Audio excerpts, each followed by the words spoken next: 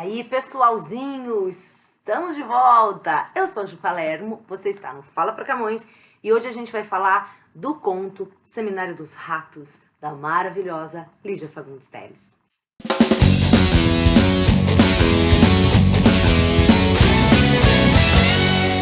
Bom, gente, antes de qualquer coisa, eu preciso avisar que esse é um vídeo que está sendo feito no contexto da pandemia. Eu não sei quando você vai ver isso, mas estamos aqui em maio de 2020, em isolamento social, devido à Covid-19, né, ao coronavírus.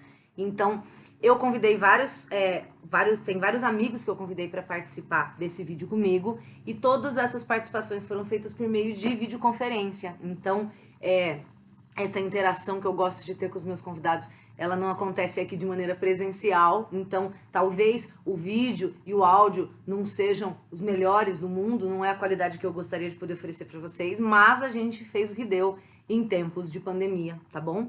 Hoje a gente vai falar sobre o conto Seminário dos Ratos, que está na lista da Unicamp, e eu também preciso explicar isso um pouquinho. Aqui em maio de 2020, a Unicamp acabou, esse livro estava previsto para cair no vestibular 2021, né? Que se presta em 2020 para entrar na universidade em 2021.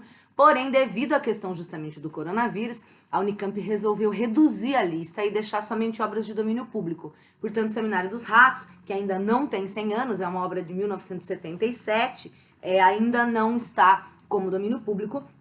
Então, ela foi tirada da lista do vestibular 2021, mas estará no vestibular 2022. É muito provável que você esteja assistindo esse vídeo em 2021, porque esse livro está na lista para você que vai entrar na faculdade em 2022, tá?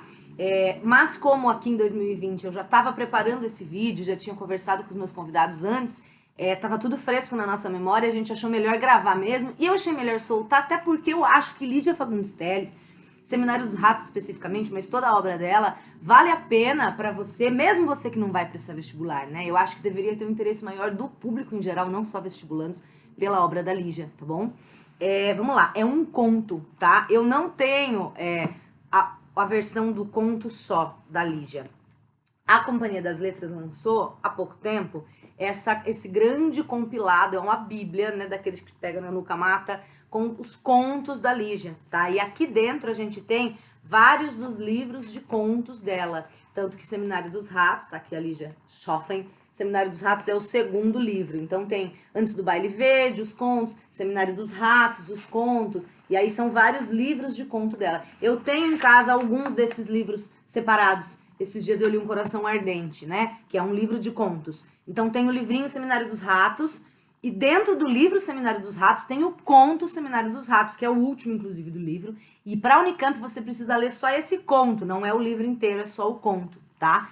Eu, como não tenho o livro Seminário dos Ratos, eu tenho ele dentro desse livrão grande, eu vou usar essa edição aqui, mas é a mesma coisa, tá? É um conto, então, que está pela primeira vez no vestibular Unicamp, estaria pela primeira vez no vestibular 2021, mas estará pela primeira vez no vestibular 2022. É um conto relativamente curto, eu não sei se dá pra ver aí, ele começa aqui nessa página, e aí ele vem aqui, aqui, aqui, aqui, aqui, até aqui, tá? É um conto, como eu disse, curto, que você lê muito rapidamente. Tem um vídeo aqui no canal, que eu posso deixar a descrição aqui embaixo pra vocês,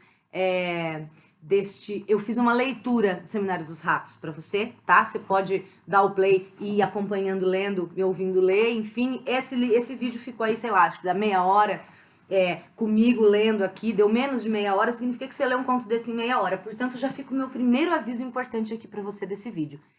Eu sei que, em geral, muitos alunos, muitos vestibulandos procuram os vídeos do canal para não ter que ler o livro, quando é um romance, enfim, né? Ou para ver antes e daí ir lendo, buscando, procurando coisas. Mas nesse caso em especial eu peço, meu querido aluninho, meu querido amiguinho, amiguinho, você que está aqui no canal, que não leu esse conto, primeiro lê, sério, porque é um conto de linguagem super simples, você não vai ter dificuldade, ele não é muito longo, você lê isso em meia hora, estourando, tá? E daí você volta, porque eu, por exemplo, não gosto de spoiler, eu odeio spoiler das coisas. E eu entendo que às vezes, quando uma obra é muito difícil, você prefere saber sobre ela, até às vezes ter um resumo, pra daí você ir lendo e reconhecendo aquilo que foi dito nos vídeos. Mas nesse caso não vale a pena, cara. Seminário dos Ratos é um conto tão sensacional, e as suas reações a ele numa primeira leitura são tão legais, que eu prefiro que você leia e só volte aqui depois que tiver lido. Então, estou conversando aqui com pessoas que já leram esse conto, tá? Bom, a gente tem aí uma preocupação da Unicamp recente de cada vez mais ter mulheres na lista, né? Eu tô um pouco descabelada, né, gente? Estamos aí sem convívio social, a gente vai ficando descabelado. Existe uma preocupação da Unicamp com relação a mulheres na lista. Então, por exemplo, para a lista de 2020, vestibular 2022, que é em 2021 que se presta, né? São 10 as obras, tá? Dessas 10 obras, temos 3 obras de mulheres. Então, é mais do que a gente tem geralmente na FUVEST, se bem que agora, em maio de 2020, a FUVEST não se pronunciou a respeito se vai ter mudança na lista ou não, mas em geral a FUVEST de 9 obras tem uma obra de uma mulher, a Unicamp tem um pouco mais disso, uma discussão que a gente faz no vídeo da falência, que você encontra aqui no canal também, tá? E o que surpreende, né, no ano passado, em 2019, quando saiu a lista e que o Seminário dos Ratos estaria, então, no vestibular desse ano, eu fui ler, porque não me lembrava, acho que eu não tinha lido o Seminário dos Ratos ainda, e eu falei, mano, que conto atual! Como o Seminário dos Ratos parece ter sido escrito hoje, na época, 2019, ou hoje, 2020, né? Essa é uma das belezas da literatura, e quando a gente tem essas obras que são super atuais aí, você que já leu, já entendeu como o Seminário dos Ratos é um conto que faz muito sentido ainda em 2020, 2021, enfim. Bom, para esse conto, para falar sobre esse conto, para falar sobre esse texto, eu convidei grandes amigos meus, pessoas maravilhosas, profissionais incríveis, que vão nos ajudar a esmiuçar o Seminário dos Ratos aqui. São eles. Eu chamei a Giovana Luzia, minha grande amiga, também, minha amiga da Unicamp, né? Também formada em letras pela Unicamp, para falar um pouquinho sobre a Lígia Fagundes Telles, porque a Giovana ama a Lígia como eu amo Saramago. Muito bem, gente. Então, hoje eu estou aqui com a minha grande amiga Giovana. Como é que você quer? Giovana Luzia? Giovana sobrenome? Giovana Luzia? Só G, tá bom. A G. G é minha amiga da Unicamp. G, quem é você? Fala aí rapidinho para os nossos. Bom, eu sou Giovana, eu sou canhota, sou professora de português, né? Gramática, literatura e redação. E tô aí celebrando 10 anos já de magistério. E literatura é o motivo pelo qual eu ainda tô viva, eu acho.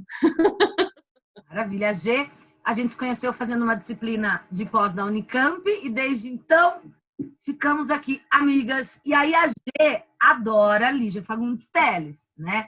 Do mesmo jeito que eu gosto de Saramago. E aí, quando eu tava pensando nas pessoas para participar desse vídeo, eu falei, putz, eu queria que alguém viesse falar da Lígia, assim, no geral, né? Pra gente ter uma ideia de quem é essa mulher. E falei, tem que ser Giovana, porque fala em Lígia Fagundes Telles, eu penso na G.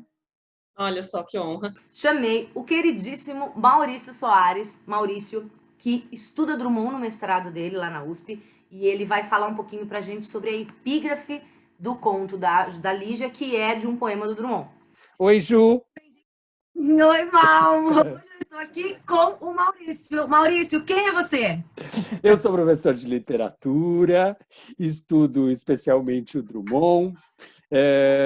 Enfim, estou aí na busca de utilizar a literatura para me encontrar e como um instrumento para a gente compreender esse mundo maluco que a gente vive.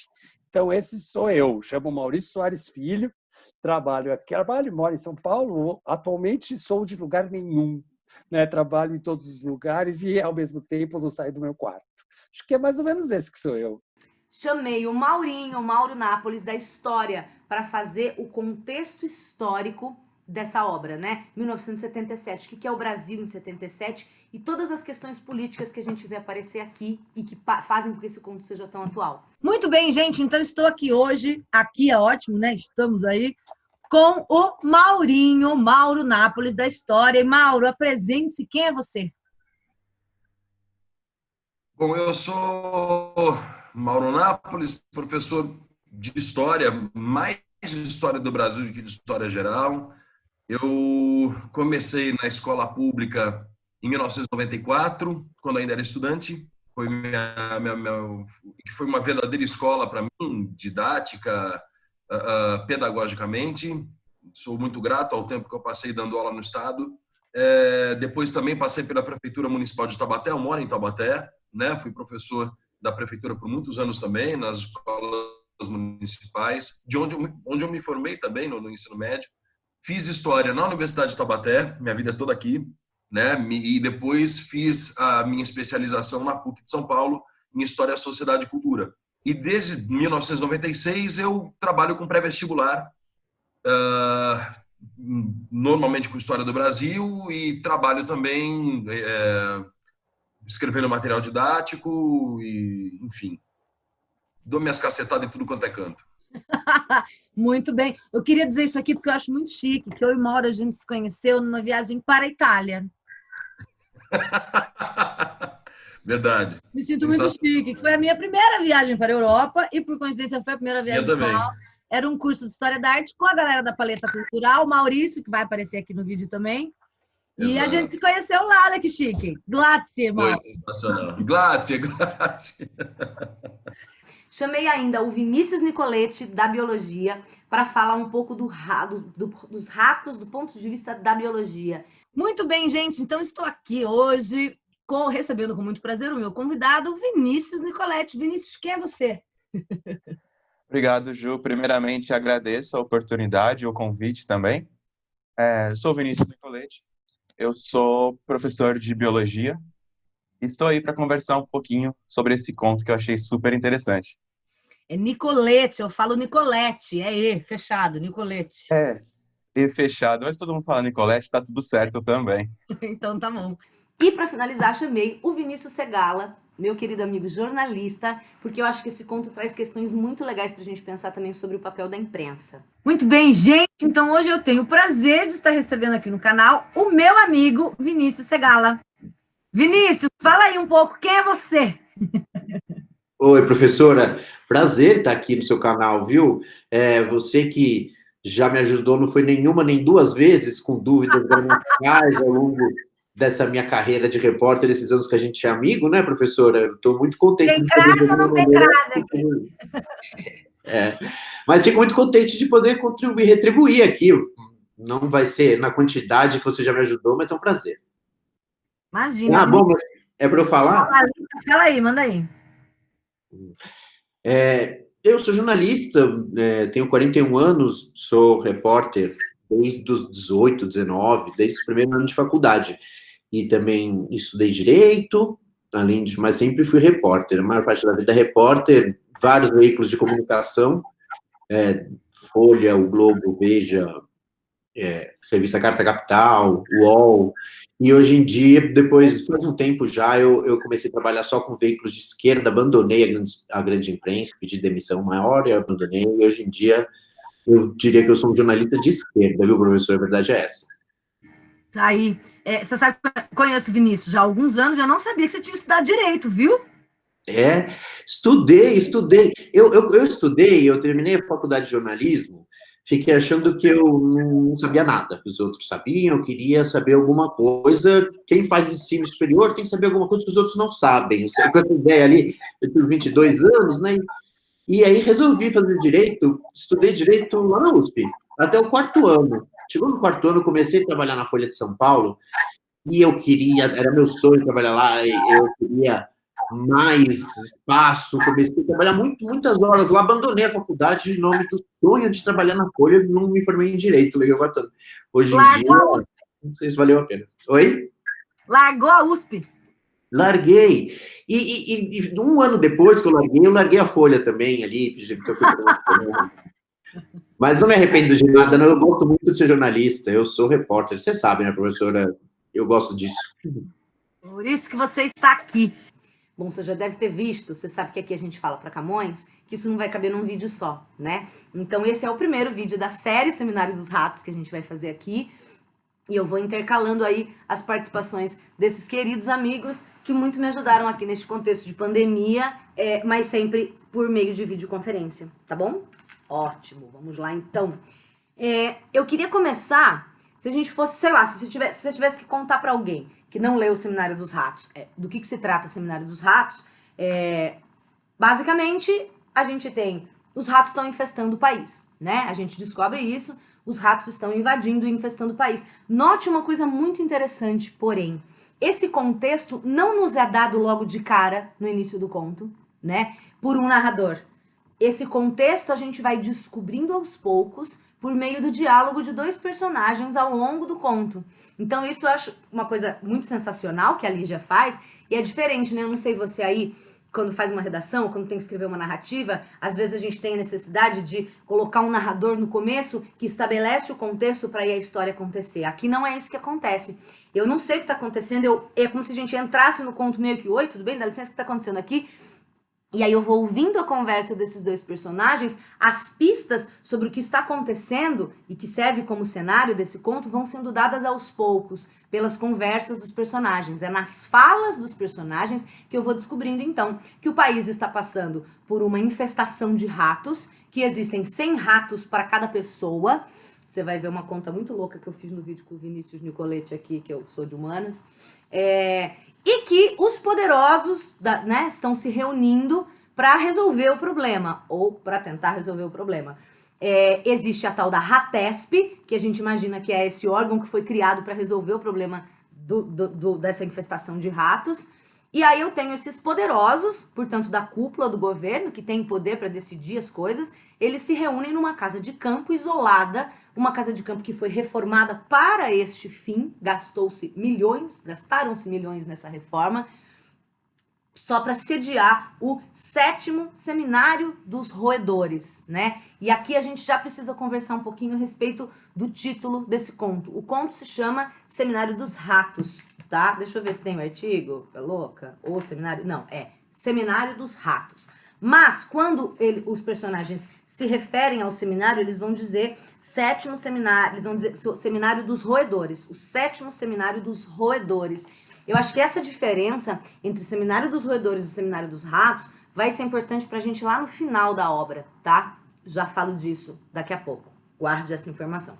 Então, a gente tem aqui esses poderosos, esses políticos, essas pessoas que estão numa posição de decidir coisas, que se reúnem nessa casa de campo para discutir a questão dos ratos, né? A própria ideia de seminário, se você for procurar, né? Não é, a gente tem aí o seminário, por exemplo, que se faz em escola, em universidade, né? Que é apresentação de trabalho. Ah, eu vou fazer um seminário sobre tal coisa. O que é isso? Eu vou falar, eu vou me apresentar falando sobre um tema. O seminário tem essa ideia de difusão do conhecimento, de expansão do conhecimento, de divulgação de ideias. E é uma ironia já da Lígia, já fica aqui a dica que a Lígia é muito irônica em muitos momentos desse conto, porque na verdade esses caras fazem de tudo no conto, menos tentar resolver o problema. Então eles estão preocupados em como a imprensa está reagindo ao seminário, né? Como a imprensa está falando, mas por que gastaram milhões para reformar uma casa? Se tinha casa, podia usar qualquer lugar, gastaram dinheiro para isso.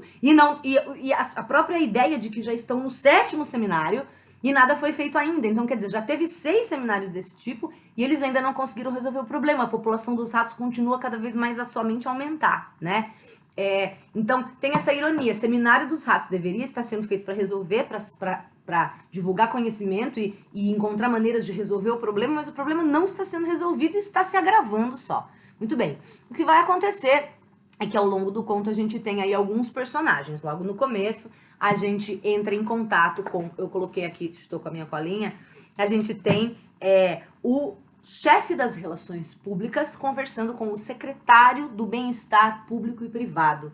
Eu gosto de chamar atenção para esse e privado, né? Ele é o secretário-geral do bem-estar público e privado. Existe uma preocupação com o privado, existe uma preocupação com as classes. Se a gente faz essa coisa aí, serviços públicos e serviços privados, né? Eu não estou preocupado somente com o meu dever de Estado em relação ao público, mas também ao privado, as pessoas que pagam por serviços. Eu acho que esse e privado aí colocado tem uma... Obrigada, cachorrinho. Tem uma importância nesse conto, tá? Esses dois vão conversando, eles vão citar alguns outros personagens que estão neste lugar, nesta casa onde vai se dar o seminário. Então ele vai falar do assessor da presidência da RATESP, e aí esse RATESP é também engraçadíssimo, porque a gente tem essa ideia do rato, né? RATESP, o SP, que traz a gente para São Paulo, vamos falar melhor disso com o Maurinho depois. Ele cita o diretor das classes conservadoras, armadas e desarmadas, o que é uma ironia sensacional da Lígia, né? Veja que no poder, né? Então, dentro dessa cúpula que está tentando resolver as questões, ou seja, dentro dos poderosos, eu tenho a presença do diretor das classes conservadoras, como o conservadorismo está sempre associado ao poder. E daí são as classes conservadoras armadas e desarmadas. Essa brincadeira, essa ironia da Lígia, que faz a gente pensar nessa associação dos conservadores com a questão do armamento, né? Preciso te dizer alguma coisa? Acho que não. Além disso, a gente tem a referência à delegação americana, porque esses caras chamaram americanos para ajudá-los, né? Coisa de que o secretário do Bem-Estar Público e Privado não gosta muito, porque ele vai dizer que a gente tem que resolver os nossos problemas por nós mesmos, né? Por que chamaram os americanos? Mas os americanos, a presença deles aqui como é que eu vou dizer, justificada pelo fato de que eles teriam muitos problemas com ratos também nos Estados Unidos. Então, eles têm um expertise, eles aprenderam a lidar com isso, então eles estão aqui para nos ensinar, nós aqui do Brasil. E depois a gente vai ter a presença do cozinheiro, que é um personagem maravilhoso, e ele cita a Euclídia, que seria uma ajudante ali da cozinha. Esses são os personagens que a gente tem nesse conto, tá? Os principais aí, os que mais aparecem, são o chefe das relações públicas e o secretário do Bem-Estar Público e Privado, que é através do diálogo deles que a gente vai, como eu disse, percebendo esses elementos todos na história, tá? Ao longo dessa conversa dos dois, a gente vai ouvindo, o secretário ouve um barulho estranho, isso é muito legal. Ele ouve 3 vezes esse barulho, né? E esse número 3 é muito legal na literatura, na mitologia também como um todo, qualquer que seja a mitologia, é um número simbólico, né? E essas 3 vezes que ele ouve o barulho, e que o barulho vai aos poucos aumentando, cada vez ele é maior, isso vai nos criando uma atmosfera de suspense. A Lígia Fagundes Telles, a Giovana vai falar daqui a pouco, é uma autora que trabalha muito com isso. Eu conheci Lígia no meu Ensino Fundamental 2 com contos de mistério e suspense dela, né? Então, tá tudo bem, de repente... Epa, você tá vendo esse barulho? Que barulho é esse? Estranho? Não é nada, continua a conversar. Aí depois de um tempo, olha lá o barulho, de novo. Tá vendo? Eu, hein? Que será? Não sei. Continua a conversar. E daí quando ele volta pela 3ª vez, é um barulho ensurdecedor. Então eu tenho essa construção do suspense aos poucos no conto. Aparece uma vez o barulho, depois ele aparece de novo, depois ele aparece pior. E aí a ideia que fica, ou que pode ficar, e a gente vai discutir isso, é a ideia que no fim os ratos vão invadir o casarão, né? Esse barulho já era os ratos ali, os ratos vão invadir o casarão, vão comer tudo e todos, isso a gente pode discutir, e é isso, né? Os ratos invadem, é muito legal isso porque a gente tem no meio do conto aqui uma fala do secretário, né? De que os ratos estão causando problema, principalmente na periferia, né? O problema atinge sempre, quando eu tenho um problema, ele vai atingir sempre primeiro classes sociais desfavorecidas. Então, os ratos estão comendo os pés das crianças na favela, mas os poderosos estão numa casa de campo retirados para resolver a questão, né? Mas os ratos invadem a casa de campo, invadem os poderosos e vão acabar com eles também. O conto não sei, pra mim me traz um pouco dessa sensação de alívio e me faz lembrar muito o conto A Máscara da Morte Rubra ou A Máscara da Morte Vermelha, do maravilhoso Edgar Allan Poe. Devia ter buscado o livro lá na biblioteca, mas agora tá longe, não vou fazer isso. É um conto também relativamente curto do Poe que vai contar a história de uma... E aí, de novo, né, desculpa se você tá vendo isso em 2021, 2025, espero que a Covid-19 seja algo do passado, mas é impossível a gente não fazer essa associação com o nosso momento presente. Nesse conto A Máscara da Morte Rubra, do Poe, ou Vermelha, ou Escarlate, tem vários nomes dependendo da tradução, é a história de um momento ali na era medieval em que estava rolando uma peste, e aí o príncipe Próspero, e aí a ironia do nome, né, o príncipe Próspero, que é rico, portanto, então, né, ele se junta com 100 convidados numa abadia, num castelo, ele lacra esse castelo por fora, e daí contrata os melhores artistas e leva muita comida, e a ideia é ficar ali se divertindo até que a peste acabe. Então, estamos protegidos aqui dentro do castelo, nada vai nos atingir. Será? Fica a dica para você ler o maravilhoso conto A Máscara da Morte Rubra, do Poe. Tem um pouco disso aqui, né? Esses personagens estão numa casa de campo afastada, longe do problema do rato, né? Mas os ratos vêm até eles. Então, enfim, acho que é legal a gente pensar um pouco nessa ideia. Eu acho que uma das coisas que chama muito a nossa atenção, e são óbvias do conto, é essa associação que a gente faz dos ratos com seres humanos asquerosos, né? O rato é associado ao político, né? Esse ser humano que é sujo, que é corrupto, que é abjeto, que é nojento. O rato também é associado às populações pobres. Então, são numerosos, vivem na sujeira, se reproduzem sem parar. O legal desse conto é que a gente tem a associação dos ratos aos dois casos, como pode ficar claro numa tentativa de interpretação desse final. Essa frase que é famosa na nossa cultura, né? Você é um homem ou é um rato? Traz a ideia do rato associado a um ser humano abjeto, a um ser humano nojento, enfim. Bom, o Vini leu o Seminário dos Ratos, né, Vini? O que você achou? Conta pra mim.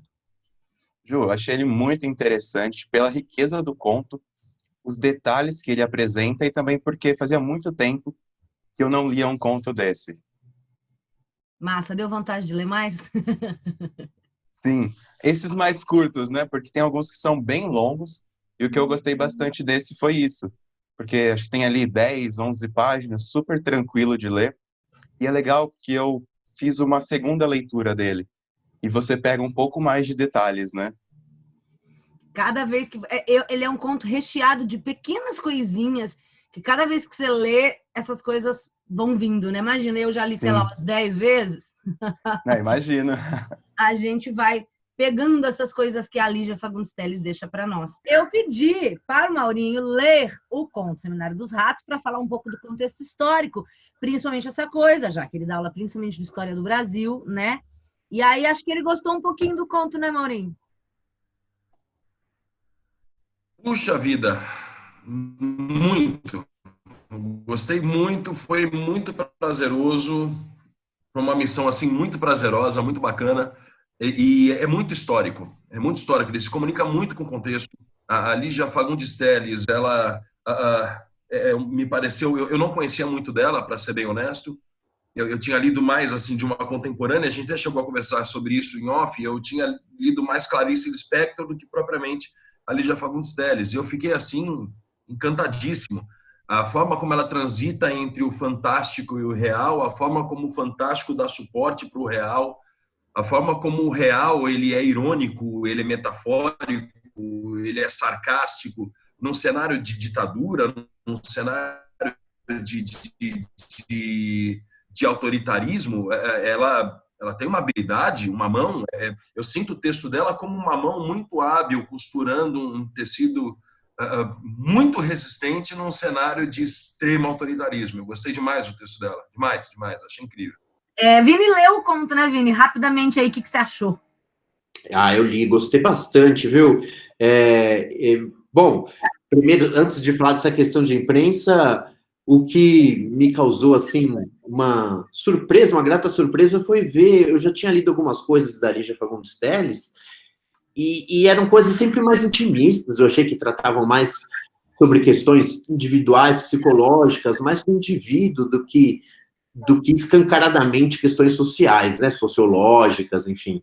E então eu fiquei até surpreso lendo, me pareceu que tem um ponto de crônica, né, de costumes políticos, vamos dizer, uma crônica de costumes políticos. Eu achei extremamente realista, assim, me lembrou muito o clima, o assunto, que de fato faz parte da vida que eu vivo, né? Eu sou jornalista de política há muitos anos, uns 15 anos, eu senti que retrata bem essa fatia da vida social brasileira. Assim. Eu acho que a gente tinha que começar, Gê, para quem não conhece, para quem nunca leu, está lendo pela primeira vez, a Lígia Fagundes Telles, a primeira coisa que leu dela é o Seminário dos Ratos, uma contextualização. Quem é esta mulher? Quem é Lígia Fagundes Telles? Sim. A Lígia, ela é essa escritora que é chamada, alcunhada pela grande dama da literatura brasileira. Ela está viva, né? Muitas pessoas perguntam ainda, mas a Lígia está viva? Né? Quando ela está? Ela está com 97, ela fez dia 19 de abril agora, a Ariana também. Como está com 97. Igual a mim. Ela tá isolada na casa dela faz um tempo já, faz poucas aparições públicas, porque ela está muito velhinha. Ela nasceu lá, então, em 23 e passou por muitas coisas na vida dela e sempre a literatura estava presente. Ela começou contando histórias ali, quando ela era muito criancinha, com a pagem dela, naquela época ainda tinha pagem. Rica, Tipo, bicha rica, né? Bicha rica, O pai dela era advogado e daí ele viajava muito. Então, ela nasceu em São Paulo, mas passou grande parte da vida dela viajando em cidades do interior aqui de São Paulo. E nisso, né, quando ela foi envelhecendo, queria escrever, porque ela sempre leu muito, ela tem paixão pelo Machado de Assis, né? Quem não sempre tem? teve. Quem não tem, deveria ter. Também acho. E ela sempre teve esse impulso literário, né? Que é coisa de ariano. Então, por exemplo, tem um fato muito interessante que ela soube, né? Ela já estava estudando na Faculdade de Direito do Largo de São Francisco e contaram para ela: o Monteiro Lobato tá preso. Ela, vou lá visitá-lo. E foi, né? Era novíssima, assim, tinha, sei lá, 19 anos, 20 anos. Foi na prisão encontrar com o Monteiro Lobato, né? E o cara achou bizarro, né? O guarda lá achou bizarro, mas falou: entra aí. E trocou uma ideia com o Monteiro Lobato. Ele ficou super emocionado que ela estava lá, era uma mocinha e um velho, né? Um senhor já. E depois de um tempo, quando ele foi solto, ele foi visitá-la no dia do aniversário dela, né? E ela manteve uma relação com vários escritores, né, da geração de 22, por exemplo. Ela saiu para tomar um chá, né, que inclusive esse encontro é muito bem relatado nesse livro aqui, ó, durante aquele estranho chá, que é um encontro dela com Mário de Andrade, no qual ele, já um senhor, né, pergunta para ela assim: mas Lígia, você prefere ser bonita ou inteligente? E ela, né, querendo ganhar espaço ali na literatura, respondeu: eu quero ser inteligente, né? Prefiro ser inteligente. E daí o Mário de Andrade vira para ela e fala: você fala isso porque não é um canhão que nem eu. Maravilhoso. Porque a Lígia tem disso, ela todo o traço da obra dela, a gente percebe muito desse bom humor. E é um bom humor que não está só na obra, mas nela enquanto mulher, enquanto indivíduo mesmo. Por isso isso. Dela. Sim, exato. Então, ela... Pode falar. Não, fala você. Ela seguiu com essas amizades literárias, ela era muito, muito amiga da Hilda Hilst, profundamente amiga, justamente porque a Faculdade de Direito do Largo de São Francisco unia muitas pessoas, né? Deve unir ainda, não sei. E a Hilda foi atrás da Lígia para falar: eu também faço o Largo de São Francisco, acho que a gente devia ser amiga. E elas construíram uma amizade muito sólida aí ao longo dos anos. Com a Clarice Lispector, elas se encontraram também em algumas ocasiões. Tem, inclusive, uma entrevista que a Clarice fez da Lígia, e com a Nélida Pinhon, com o próprio José Saramago também. Ela manteve esses vínculos ao longo da vida e não viveu de literatura, mas viveu pela literatura, né? Ela é aposentada da Procuradoria do Estado, porque, imagina, mulher vivendo de literatura é bem difícil, ainda mais no Brasil. Ela entrou, você sabe quando ela entrou para a Academia Brasileira de Letras? Ela entrou, olha, eu não me lembro direito, acho que 96, 97, ela é a cadeira 16, que é a cadeira do Gregório de Matos Guerra. Conta que você sentou na cadeira dela. Eu sentei. A ABL estava fechada nesse dia. Eu fui para o Rio de Janeiro só por causa disso. Eu tinha quantos anos eu tinha? 2008? 20 anos. Isso, tinha 20 anos. E estava fechada a ABL nesse dia, mas eu comecei a chorar pro guarda e ele deixou eu entrar.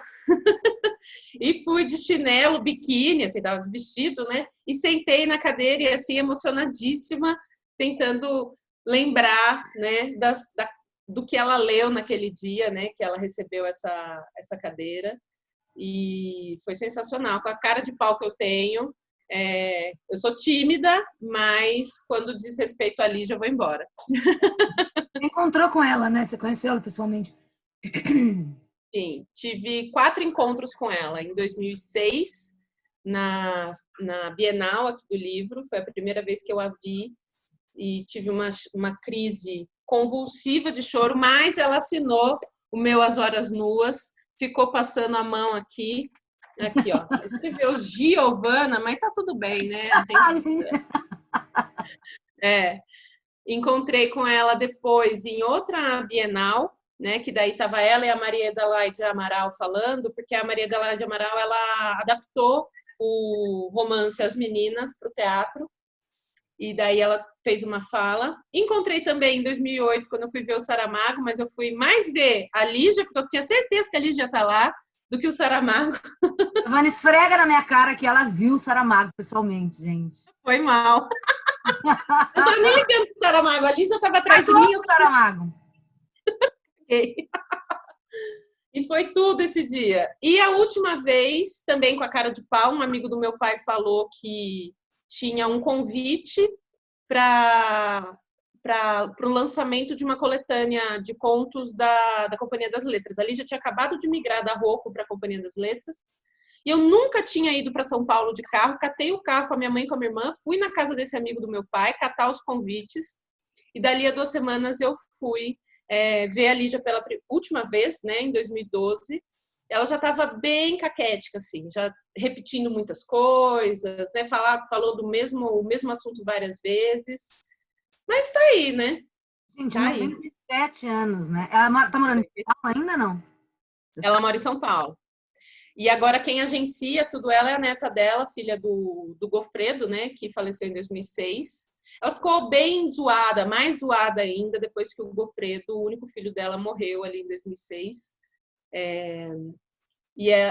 Quem agencia as coisas dela é a neta dela, a Lúcia. A Lúcia ou a Margarida, não sei qual das duas é. Talvez Lígia faça parte do grupo da Rainha Elizabeth aí, né? Essa teoria da conspiração das reptilianas que dominarão o mundo. Perfeito, com certeza.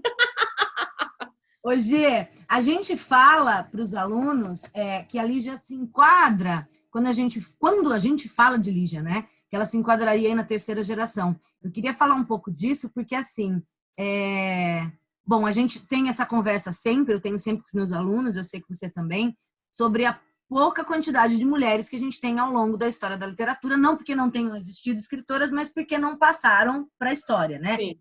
Fala lá de Lopes de Almeida, na própria lista da Unicamp, Uhum. criar a Academia Brasileira de Letras e não pode se sentar na cadeira quando é criada, porque é mulher, enfim. E a gente acaba, se eu pegar assim, a maioria dos materiais didáticos, a gente, quando fala de mulher, a gente vai falar a partir do modernismo, de Cecília Meirelles, na 2ª geração, e na 3ª, Clarice é o grande nome, né? Sim. Às vezes se fala de Lígia, colocando ela na 3ª. Isso. E alguns dizem, né? 3ª geração ou pós-modernismo, afinal de contas, eu não sei como é que a gente pode falar um pouquinho disso, de como a gente enquadra a obra dela aí, nesse a gente tem que falar dessas caixinhas. É difícil mesmo, porque, na verdade, o primeiro romance dela, a primeira obra dela, ela lançou vários livros, assim, quando ela fala que são as juvenilidades, né? O primeiro livro dela, que é Porão e Sobrado, ela lançou em 38, bem novinha, não sei fazer essas contas, né? Ela nasceu em 23, aí 38, 15 anos. Faz a conta aí você. Lançou Praia Viva também em 44 e o Cacto Vermelho em 49. Só que essas 3 obras, ela excluiu da historiografia literária dela, assim, ela excluiu. Quem tem esses volumes, na verdade, é só ela, né? Por quê? Você não acha? Oi? Não acha, não existe. O primeiro livro dela, efetivamente, que marca o início da trajetória dela literária, é de 54, que é o Ciranda de Pedra, que é um romance, né? Eu estava mostrando aqui que eu tenho uma edição muito velha, da década de 70, que eu herdei. Maravilhosa. Velha. Então, esse é o primeiro que a gente acha dela.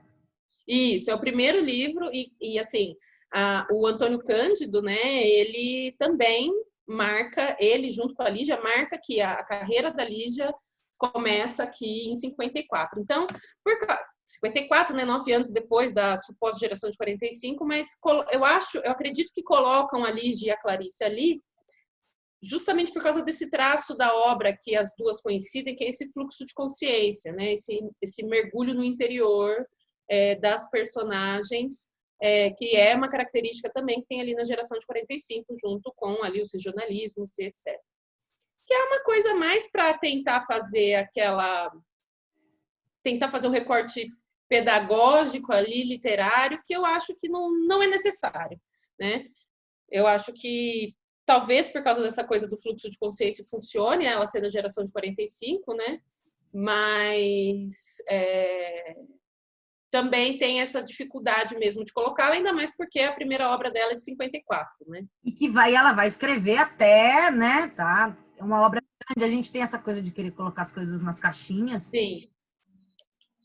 Eu ia falar também que o Maurinho, que vai aparecer aqui neste vídeo em algum momento, não sei se já apareceu, que eu não editei ainda, ele foi ler e ele falou, eu gosto muito de Clarice, ele disse, mas eu acho que a Clarice tem essa coisa mais para dentro e eu acho que a Lígia tem essa coisa mais para fora. Eu achei legal, eu gosto quando a gente ouve assim de um leitor, né? O leitor que não é o cara que estuda literatura, porque ele falou que o filho dele viu Clarice na escola e amou, e ele foi ler junto, e que aí ele estabeleceu essa diferença. É claro que a gente está falando de um conto, que é o Seminário dos Ratos, né?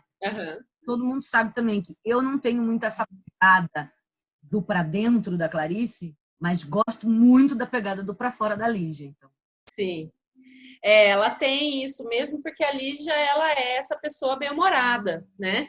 A gente até estava falando disso. Muito do que ela é enquanto mulher, enquanto indivíduo, isso, obviamente, aparece na obra dela, né? Então, ela trata de assuntos muito delicados, né? Mas tem uma pitada ali de humor, de como é que eu posso dizer? Ela vai para o interior, mas com pitadas de bom humor, assim, eu acho. E essa coisa do interior dela aparece muito nesse discurso indireto livre, que eu, inclusive, enquanto estudante, descobri o que era lendo as obras dela, né?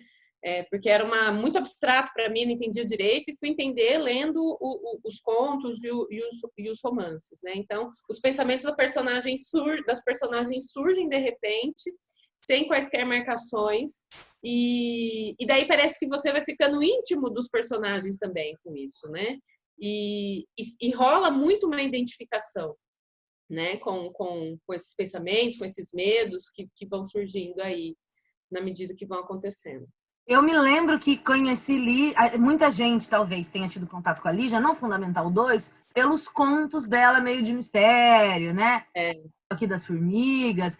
Tem o maravilhoso Venha Ver o Pôr do Sol, que está aqui representado nesta tatuagem de personagens literários. Tem um balãozinho aqui para a Raquel. Se você não sabe do que eu estou falando, tem um vídeo aqui no canal que eu explico essas coisas. Ai, que legal! Eu acho que muitos podem conhecer ou se lembrar dela, porque tem alguns contos dela nessas coletâneas de histórias de mistério. Ali já tem esse também, né? Que pega muito adolescente, assim, não sei. Sim. Ela mais conhecida dela, se é a parte da obra dela mais conhecida ou não. Ela sempre aparece nessas coletâneas de contos fantásticos de terror, né? Tanto porque o terror dela não é necessariamente do insólito, mas pode parecer como no caso das formigas, né? Que de repente constrói-se um esqueleto, as formigas constroem, né? Mas fica aquela dúvida. O insólito também, mas é justamente isso, né? Ela deixa para o leitor resolver. Da caçada também, né? O homem que vai. Gente, é maravilhoso. Tem esses contos, as formigas, a caçada. Sim. E a gente fica na dúvida, mano, o cara entrou mesmo na tapeçaria, ele era caça ou não? É tudo loucura da cabeça dela. O leitor que se vire, né? Ela faz esse pacto com o leitor de ele contribui também para a obra, né? Ela tem uma fala dela que ela estava dando uma palestra, alguma coisa assim, e uma menina perguntou sobre as meninas das formigas, perguntou, mas elas eram namoradas? Aí a Lígia falou assim, olha, são namoradas para você? Ah, são, então tá bom, né? Não pensei nisso, mas você escolhe aí, você faz a sua leitura. É bem legal. Como a gente fala para Camões, e ainda tem muita coisa para falar aqui, a gente vai encerrar essa parte 1 do vídeo pedindo para você voltar e ver a parte 2. Não sem antes pedir para você, se puder aqui, curtir, compartilhar, comentar, se puder se inscrever no canal, se quiser seguir o meu Instagram, vai lá, você procurar Fala Pra Camões no Instagram, você vai achar, tá? Se você tiver curiosidade. E volta aqui daqui a pouco, que a gente não acabou de falar aqui ainda. Tem muita coisa massa para falar disso aqui. Volta. Beijo por enquanto.